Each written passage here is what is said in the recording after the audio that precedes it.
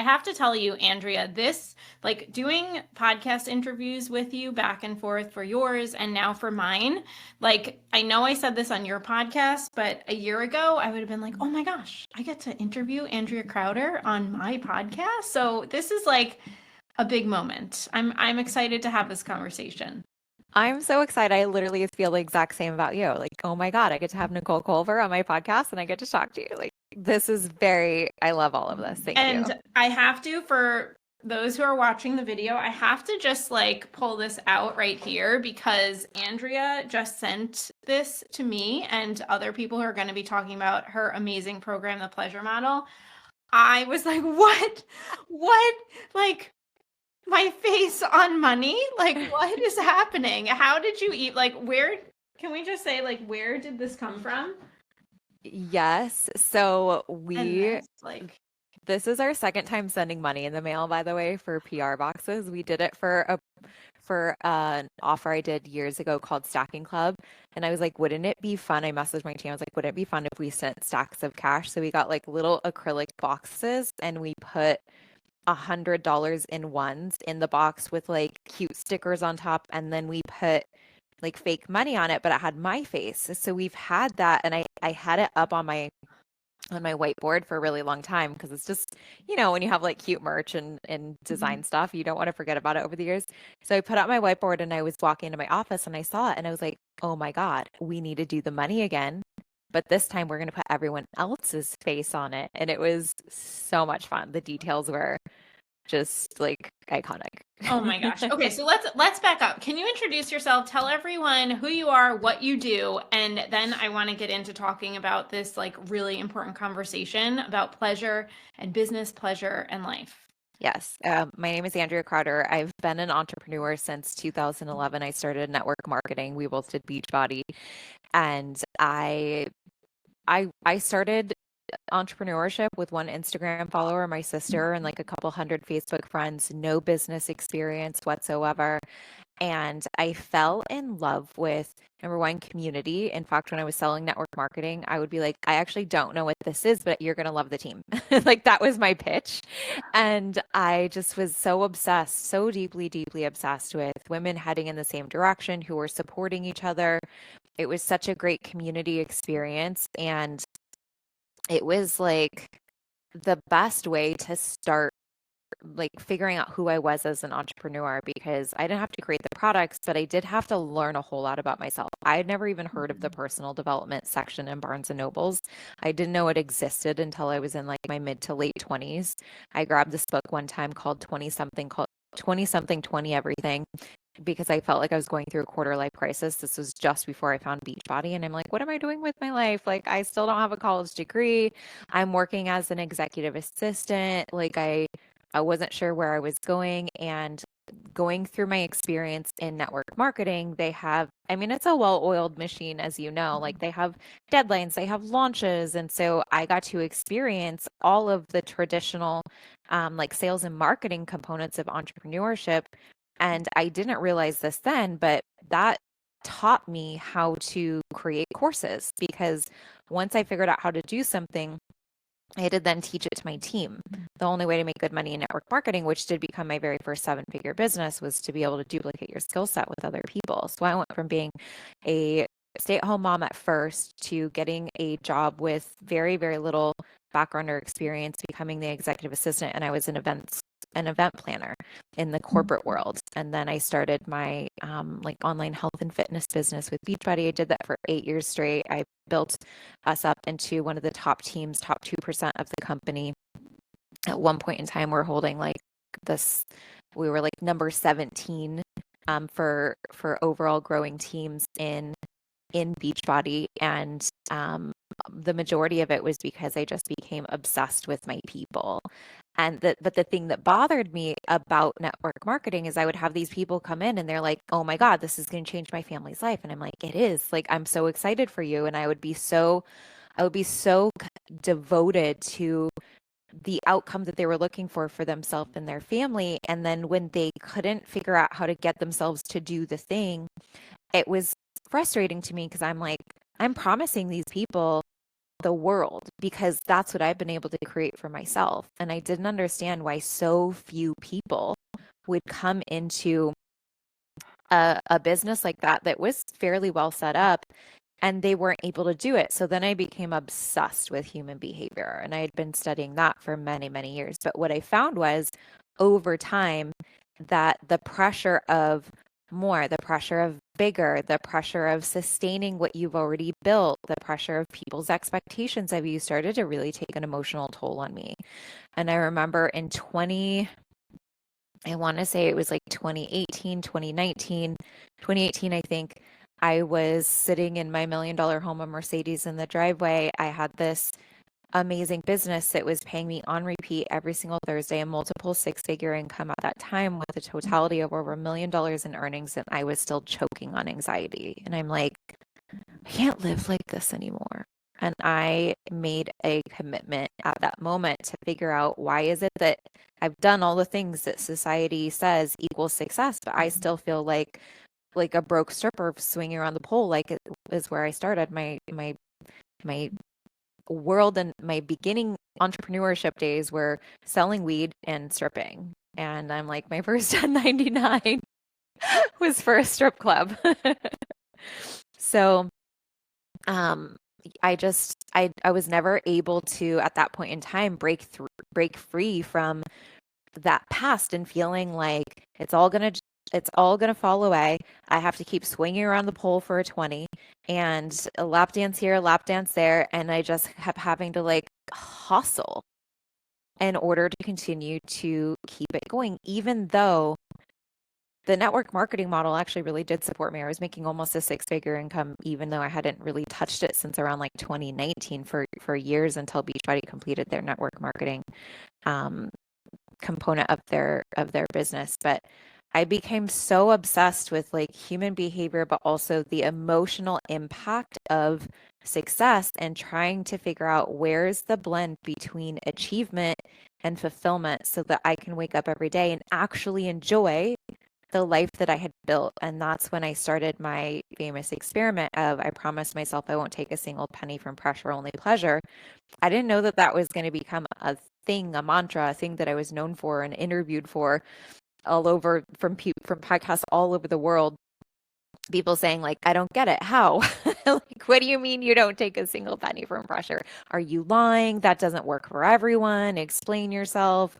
People can't just stop taking money from pressure because they have to be able to pay their bills. And I had to become really, really good at explaining like physiologically from a physiological standpoint, the way that we're taught about success and the way that we think about it works against how our body works and how our emotions work. And I had to rearrange that for myself first. I went on that 1 year experiment. And by the end of the year, my business grew by 300%.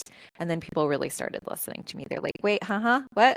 You went from here to here in a year, and explain more. And the pleasure model program, I had been talking about this work for so many years at that point, for like 2.5 years, that when I launched it, I was like, nobody's going to sign up for this. I've literally already said it all in so many different places. It felt like that I was like, honestly, we'll see if anybody buys this program. And then it was the first time we'd ever did $100,000 day. And I was like, oh, no, this is still a thing. People still don't really fully get it. And I really created that program in order to assist someone in being able to embody the pleasure model really automatically, so that they really experienced a completely different emotional state when having and growing a business. And that's where you and I became friends really like around that time. Yeah. And then around my program known where we got to spend some time more intimately. But that's the gist of it. Yeah. Oh my gosh. And before I ask you a few questions about this, do you ever think about like I started in 2011 too. Started my first business in 2011 and was doing Beachbody then. Do you ever think about like back then, like Andrea and Nicole, like all the things, like we started at the same exact time, and all the things we had to do and all the choices we had to make to like get to this point, to like be sitting here Oh my God, yeah. together, like that's the stuff that like really trips me out, because it's like you never, like one different decision, our Yeah. paths could have never met, and it's just like, oh, it was always meant to be this way. And we were like paralleling each other without realizing it for Yeah. so long. I remember you just the other day you posted one of like your early YouTube videos and I'm like, "Oh my Yeah. God, I have so many cringy early," and I won't delete them because I'm like, I No. want people to know. You guys should know how cringe I was before I became like I said, I didn't know the personal development world even existed, and now I would be considered a leader within the personal development world. And I'm like, Yes, I don't I know, I don't know. understand. You can't ever delete them. And my sister sent me the screenshot of that because she filmed the video that I had shared. It was on like green smoothies. And I was like, am I breathing? Like, am I living in this video? Like, I look like The Walking Dead. Like, there's no energy here. But it's so fun to see like the growth. Oh my gosh, the Yeah. growth. Oh, So, I remember one time thinking though, like in my early years, I was like so starving to like make it. And I remember I'd come home and I would go down to our basement in this like little townhouse that we lived in the Washington, D.C. area. Like we had rotting cabinets in our kitchen, and I literally just ripped out a thing, probably from like Architectural Digest of a beautiful kitchen, and I just taped it on my rotting cabinet. And I'm like, this is the kitchen that I'm gonna have someday. I will always be in a house like that. So like the freezing basement, I would go down there and I would do my workouts. And I remember I would just bury my face sobbing in the carpet, and I'm like, it's gonna be worth it. I know it. I can't quit. I have no backup plan. I literally have no other choice. We're living paycheck to paycheck pre Beachbody. And I was mhm. like, this has to work no matter what. I won't stop until I figured it out. But like, it was pretty excruciating during some years where I'm like, this is much harder than I thought it Oh was my gonna gosh. be. I know. But isn't it funny, like now it becomes a little like nostalgic, right? Yeah. Like when you're going through it, it's so hard, but now looking back on it, it's like, oh, like you kind of talk about it like, oh, the good old days. And when you're in it, Yeah. you're like, oh my gosh, this is so bad. But I want to talk about what you said, like you were choking on anxiety, because I think for a lot of us, and when I went through the pleasure model, I almost like woke up to the fact that there was like so much more pleasure available to me, and I still think like there still is another level. Yeah. But I think a lot of CEOs think, oh, one day the anxiety will be gone. Right. One day, like and they think that money is going to solve the anxiety, the stress, the frustration, but it does, like it never does. It never Hmm. does. So do you want to talk about like that process to realizing like, no, you actually have to figure out, it's not the chicken or the egg. Like one thing Right. has to go first, or you'll always be dealing with this crippling anxiety. And then what's the point? Right. So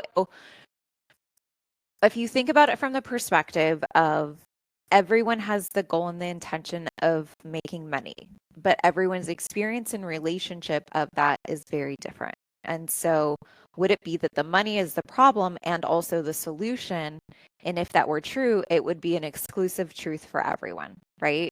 And so, what we would all probably agree on is it's how we understand money, and it's the narrative. It's the narrative that we've been trained to understand about what money is, how hard it is, and what it represents. If it represents safety, if we feel comfortable around it, what do we believe about our own habits and patterns around success? And so we're really just given this like very clear North Star of success happens as you know that you've reached the benchmark when you've like earned a certain amount, but that amount keeps changing. And Mhm. so if we don't adjust our emotional relationship with success, our emotional relationship with money, our emotional relationship with leadership, with working with team members, relationship with relationships, our relationship with disappointment. It truly, actually, if you more simplified the pleasure model is intended to rewrite the narrative on relationships for everything externally in your life in order for you to have a sense of peace around them. Because the narrative that we're sold is like, well, the pressure is just a price that you pay for success. I don't believe that. I know it's not to be true anymore. I did believe it for a very long time. I've just learned that that's actually like unintentionally a very ignorant statement, because that's not actually how the body works. It's not actually how our emotions work, why we have them. Most people don't even know and understand why we would even have an emotion for anything and how that works, and how to address it. We just feel like we're at the whim of when we have them and how often we can like hold them, how often we can get that sense of peace, and then we're like, keep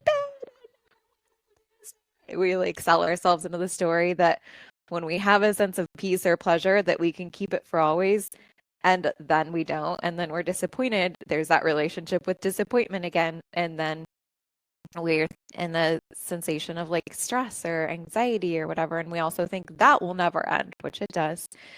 And so it's really adjusting our relationship with different relationships is really the premise of the pleasure model. But I do it in such a way that, as I mentioned, it's more of an automatic byproduct of how you experience new things. Once I help you understand from a logical and illogical perspective on what's happening, everything starts to kind of change for you. Would you say that that was your experience? Oh yeah, 100%. And one of the things I didn't realize was that everything, and now I talk about this so much, even with my clients too, everything is a relationship. I think Yeah. we're so used to being in relationship with humans, but like you said, we're in relationship with money, we're in relationship with our emotions. And it's kind of, I kind of always equate it to like your best relationship, your best human relationship that you have. And Mhm. hopefully everyone can think of one where it's like, even my relationship with my husband, like if I'm having a bad day or he's having a bad day or he's in a bad mood or I'm in a bad mood, you're not just like throwing him out the door because he has one day where he's in a bad mood. It's like, no, I have so much trust with you Yeah. and we have such a great overall relationship that like I can just let you be in a bad mood and like I know you're gonna come back, or I know like it's fine basically. I don't have to like, if you're in a bad mood, I'm in a relationship with you that I know it's not actually my job to get you out of a bad mood. It's not Yeah. my job to change you. It's just my job to be accepting. And your quote, I Mm. think it's actually your dad's quote. It's like, accept, make peace with the conditions you're in. Yeah. I think that really hugely changed when I just realized, like, oh, all of these things are like my best human relationship. And I just kind of have to be like in trust with them, that it's like there's going to be highs and lows. There's going to be good, we'll put quotes around it like good, bad, but it's all like, it's all worth it. It's like, it's all okay. But even what's trust built on, right? I like what you said, like acceptance, right? My dad says, make peace with the conditions you're in, and then you can improve upon it. It's when you argue against the conditions that you've been delivered that you extend suffering unnecessarily. So the faster you can make peace with what is and then get curious to understand it, the more that we can alchemize it, the more that we can improve things. And how many times when we've just like tried to understand our partner has it alchemized their pain, where it's like, how are you? I noticed that you're really upset. Instead of being like, oh my God, don't you know how busy and how many meetings I am today? And then like, here, you're just going to bring your like bad mood to me. Like, I already have so much on my plate, right? Like, number one, it's like a lack of understanding breeds suffering for both people. But the faster that you can lean in and say, like, just literally the one question, help me to understand. And when we do that for other people, they're like, oh my God, that's all I needed. All I needed was someone to care enough to understand. And I think we're even better about doing that for other people than we are for ourselves. And really, that's the premise of the pleasure model, is like, it's understanding yourself. It's understanding your relationship. If you are triggered by your husband being needy, so to speak, when you are holding so much, and that's a really, really common belief system for female entrepreneurs, especially if you're out earning your spouse or you anticipate that you will. It's like, don't you know how much I'm holding for our family? Mm-hmm. That relationship, that's a relationship with holding. It's a relationship with expectations. It's a relationship with communication and being able to communicate that with your partner. It's a relationship with your trauma and your triggers, because a lot of times when you are instantly upset by your partner simply having a fucking human emotion, like it's more likely early childhood trauma or of sorts, where it's just like, you spend so many years where like you weren't given the attention and the understanding that you needed then, that over so long that pot starts to boil and boil and boil and boil, and then your partner just has a bad day and you're like, fuck you, don't you know what I'm doing for us?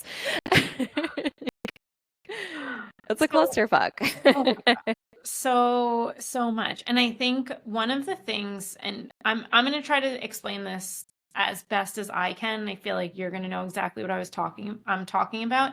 One of the things that the pleasure model helped me see, and I still like unwind this. And actually we talked about this when I was on your podcast a little bit, is there, and you mentioned this, where it's like, I think sometimes we go through these like upgrades, whereas like for me, like I wasn't always making this much money. There was times where my goal was just to make $100 a day, and then it Yeah. was like $300 a day, and then it was $5,000 a month, and 10, and it grew. But one of the things I didn't realize was there's kind of like these past self scripts running, and one of the things the pleasure model did, and my other work with you, was almost like bring them to the forefront to realize, oh my gosh, this idea of like continually having to chase money is still running in my subconscious or running in my script. And I really needed to like upgrade that in 2024, because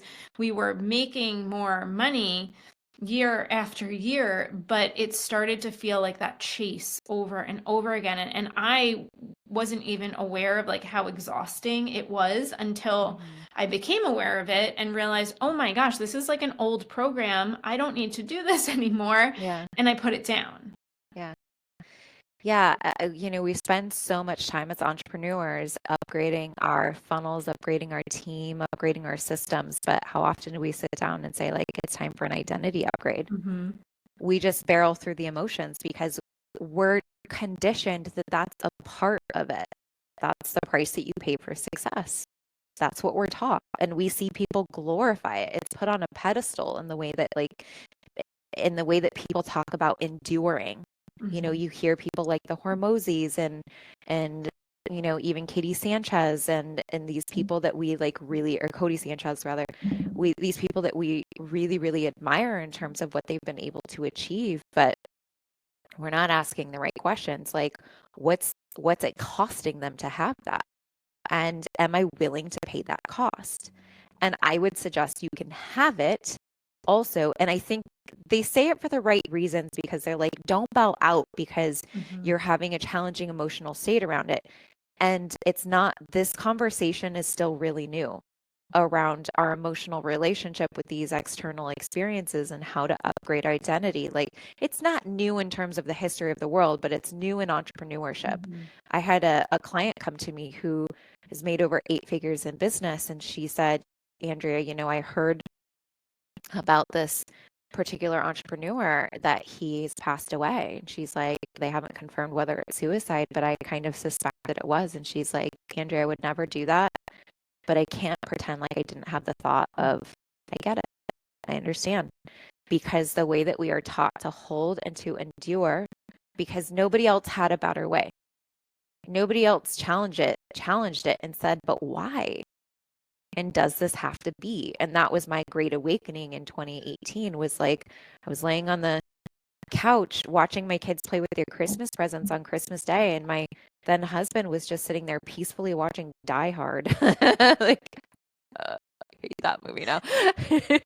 And I'm just looking at them like all full of peace, and I was just choking on anxiety. It felt like razor blades were running through my system, and I'm like, I don't ever want to feel this way again.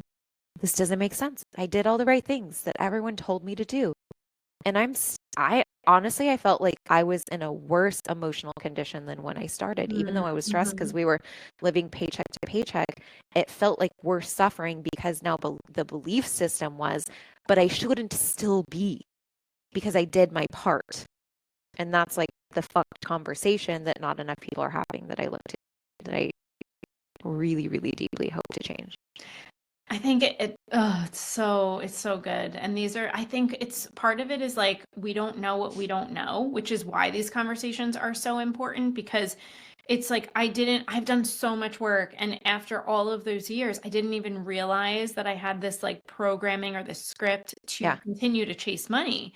And I'm so thankful that I have done the work and that people like you put out these programs that can help build awareness around that. And I think the conversation around pleasure, it's so interesting because it's like kind of taboo, yet not, like becoming definitely less taboo.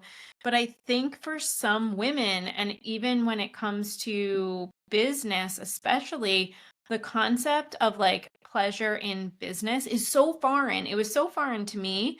And I'm like, I've always run my business with boundaries, with values, like not overworking, not hustling on the weekends, not working nights. Yet I never even explored the idea that like pleasure over pressure. So can we just talk about that? Why do you think like the concept of pleasure, like I think when I first even saw it, like just seeing that and like paying for a program that even had the word pleasure in it, I was like, oh, this feels like a little racy when like it's not. Like it really is not. So I've been saying the same thing in different ways almost since like the beginning of time, which is make decisions from love, not fear. But it's just not as catchy.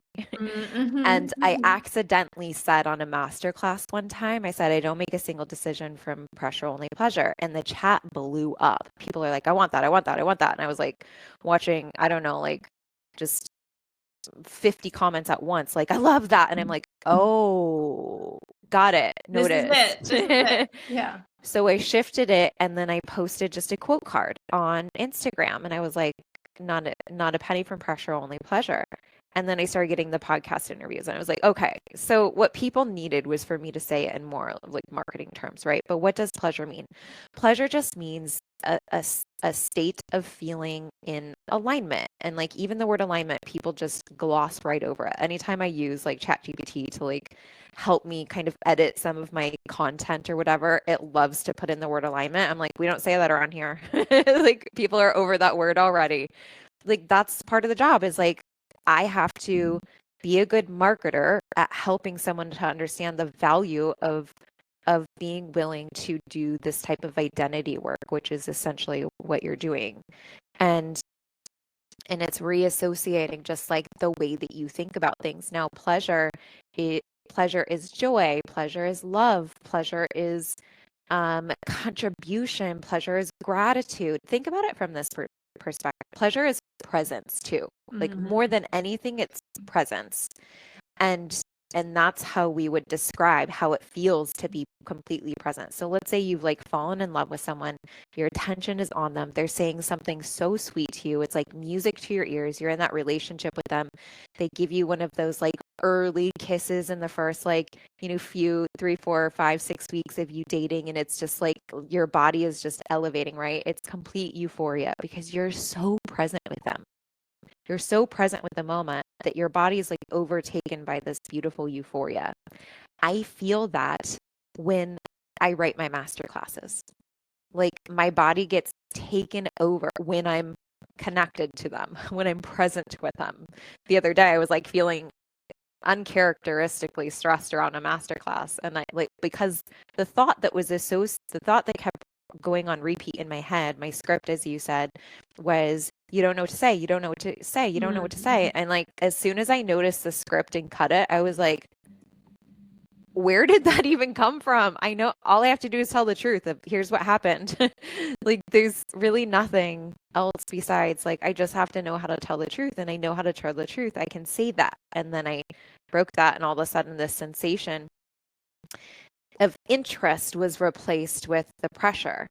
And I was like, okay, if I was curious or if I were interested on thinking about this in a way that caused energy in my body, what would that look like? Where would I go? What would I think about first? What questions would I ask? So I start reallocating my attention to interest. And as I started to become more I wrote the masterclass 12 minutes before we got started, and I was in this full, like almost non-physical state. Like I could barely even feel my body.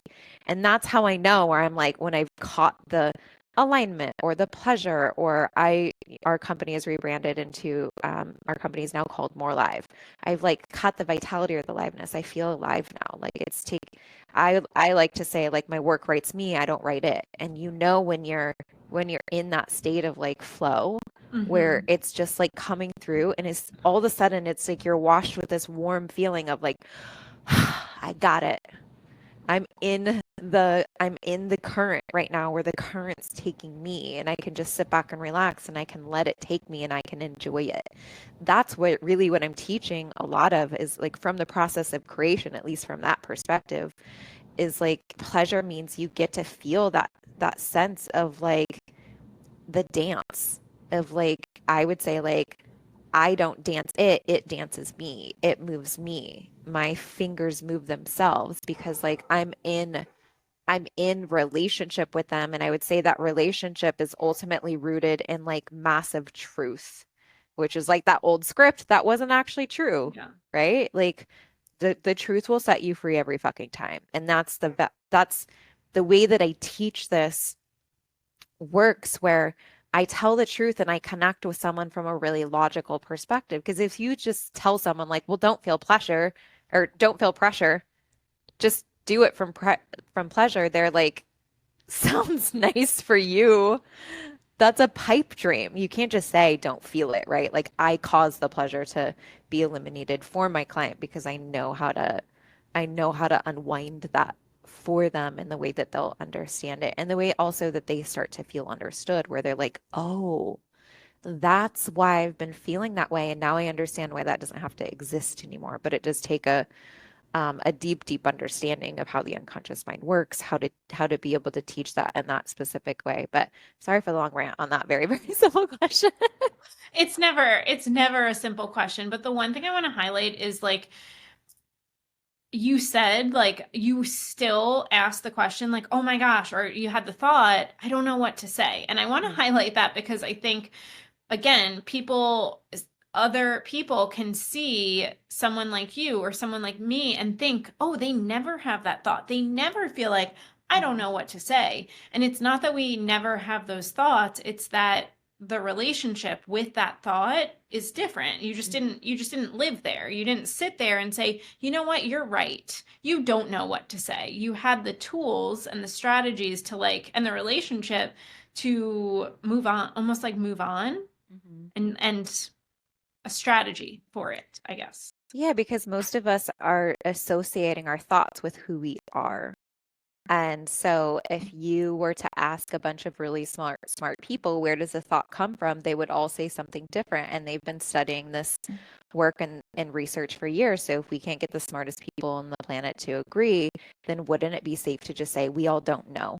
Like, that's the only thing that we actually can agree on, is that we have a belief system about it, but we don't actually know for sure. And so if we don't know where this thought came from, but then we look at things simply as a scientist, and you're like, okay, let me just think about this more curiously for a minute, and say like, okay, well, I remember when I was taught in grade school, energy cannot be created or destroyed. And a thought would be a form of energy. I experience it very much as energy. So one thought can make me feel euphoria. Another thought, I might get a sensation of pressure. Another thought, I might get a sensation of panic. Another thought might have me running before I've even realized that I've had the thought, right? So the thought has some sort of charge to it. And what I want to teach people is how to select new words and new frames of thought to get a different charge in your body in order to get a more desired result. So that's one piece of the teachings and the philosophies. But the other piece is to disassociate identity with a thought in the first place. Of, it is an experience, it's not who I am, because I personally believe identity is the fixed part of us that never changes. It was true on the day we came in, and it'll be true on the day that we came out. And so if who I am never changes, but what I experience does, then I might say, like, I'm having this experience of this thought, and the result of that is that I feel pressure. I would get curious about that. But I've also gotten really curious, as like, oh, this thought gives me a positive charge in my body.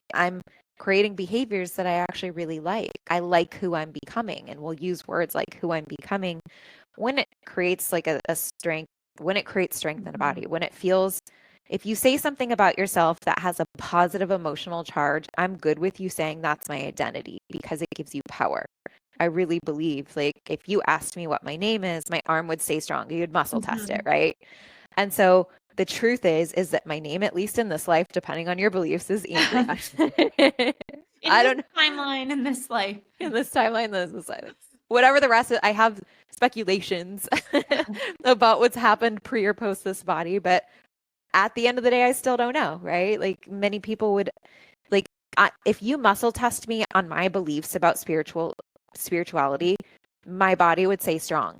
But somebody else who has very, very different belief systems, their body would say strong too. Does it make either of us right or either of us wrong? No, but it gives someone a sense of power. It gives someone a sense of connection. And so I don't think that truth is an absolute. I think truth is nuanced for the individual, but I like any truth that creates power in your body because that gives you a sensation that you can build off of, make peace with the conditions you're in, then you can improve upon it. So good. Okay, I have two more questions. Hopefully it won't be too long so we can then talk about the pleasure model and your promo for this round because it's so fun. You recently did an Instagram reel and where you said something like something to the effect of like, if you should do something, if you don't feel good about what you're about to do, it doesn't mean you shouldn't do it. Yeah. So can you explain that? Because I think in this conversation with the pleasure model, it's really easy to think, oh, well, I don't feel like that good about this thing. So I'm just not, you know what? I'm not going to do anything with business for the next 14 days and I'll just sit back and wait for things to come. And that's not what you actually mean. Right. So sensations create confusion. And so what the real was is alignment isn't feeling good doing it. Alignment is feeling good having done it, which is a significant difference. Because the example that I gave, I call this first bite energy versus last bite energy. If you're dairy intolerant, that first bite of ice cream feels amazing. You might say, I'm in alignment with this ice cream, right? It's like, it's euphoric. And then by the end of the ice cream, not so in alignment anymore because you're spending the next 12 hours in the bathroom, right? And so you're not in alignment with it if after you've done it, you're suffering. And last night, for example, we're in the middle of the pleasure model launch, and I still had some ad copy that I needed to write for the person running my ads. It's now 11 o'clock or something like that. And I'm like, I really want to, it would feel better to write those ads tomorrow. But then I imagined when I woke up this morning, I was like, let me see how I'll feel when I wake up if I saved this for myself tomorrow. And I knew that I would wake up with stress. So I don't fuck my future self like that. I'm like, no, girl, I've got your back. I'm not going to ruin your day first thing in the morning tomorrow. So simply put, alignment is imagine having done it. And then if you get an increase of energy, it's a yes. If you get a decrease of energy, it's a no. Or if it makes you feel more alive, it's a yes. If it makes you feel less alive, it's a no.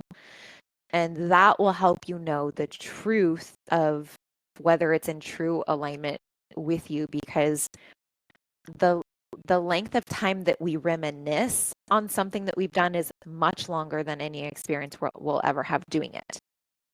A kiss with the guy that we went back to might feel really good to do, and then not so good to have done because now we got retangled back in a relationship that was far below our standards and what we are actually looking for in relationship. Our future self is not pleased with our decision. I love the quote too. I don't fuck my future self like that. Like that also is like a poster.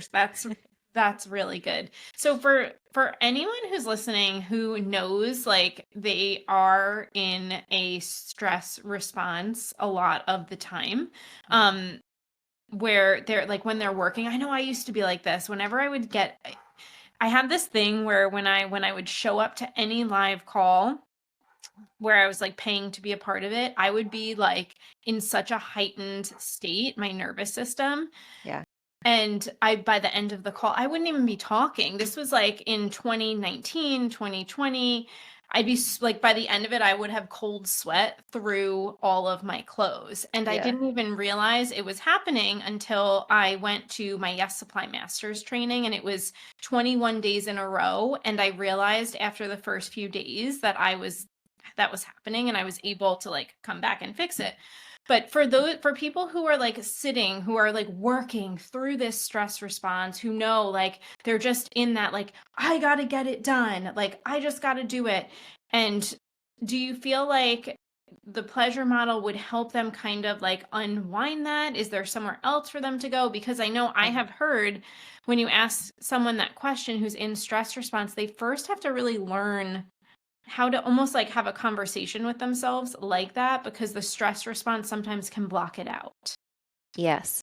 So from a practical, and this is really such a great question, because my job first is to help your unconscious mind, which is making 95% of all your decisions, to get that facet of your mind on board. Mm-hmm. And we have to do that from a logical and illogical perspective. So if I did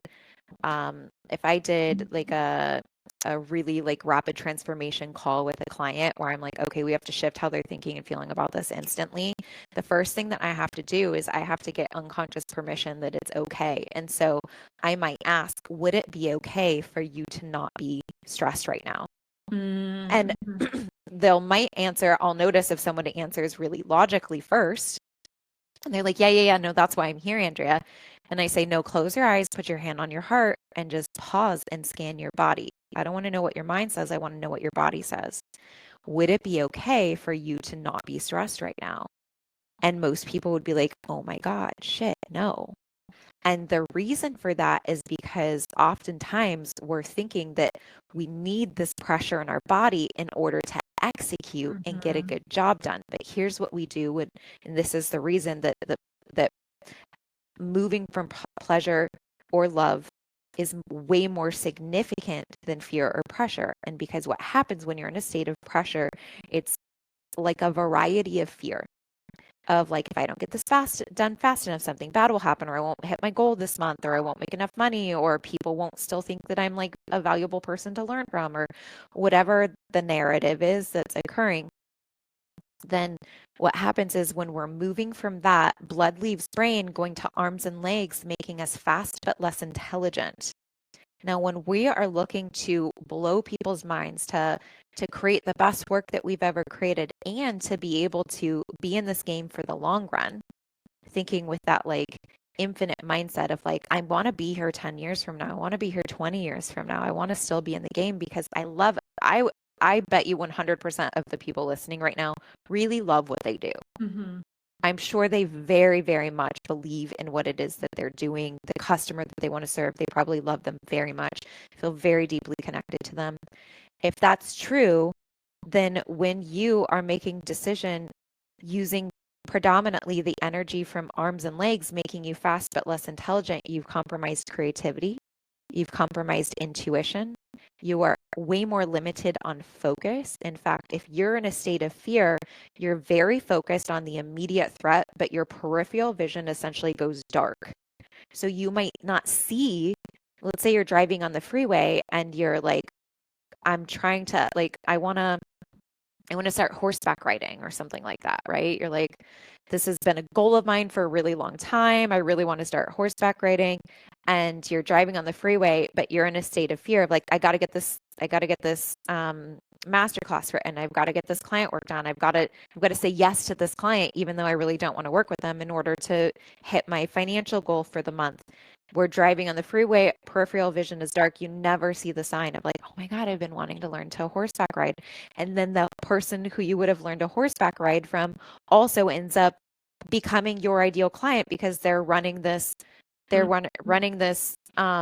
farm or whatever, and they really need help with their marketing, and that's your zone of genius is marketing, right? Like, see, all of these synchronicities, if you believe that the universe is conspiring in your favor, you've got to get behind the universe actually conspiring in your favor. You got to get on the same team. But when your peripheral vision is dark, you're missing out on so much of your vision. You miss the cues. You literally are blind to them. So my job is to increase the amount of which you can see so that you don't miss those cues. That's so good. And that's so powerful. And it's interesting because I think a lot of people have this relationship where they don't, if they remove the pressure, if they remove the stress response, they don't trust themselves to do the thing that they need to do. And really, it's the opposite, because the universe will start conspiring in your favor and you actually can get so much more. Like you said, you wrote the entire masterclass in how many minutes? 12. Like, you could have spent 5 hours banging your head against the wall and it wouldn't have been as good. 100%. No, I rewrote it like 3 times. And then finally I was like, what the fuck am I doing? So like, it's not that I'm immune to it being an experience sometimes. It's just I'm generally much faster of shifting it when it happens. And really, it doesn't happen very often for me. Most of the time, I'm very much there. And I would say that if you think that you're not going to take as much action and you need the pressure in order to achieve, I would suggest that when you are in a state of play, number one, you increase the amount of time that you can get jobs, you can get tasks done when you're in a state of focus.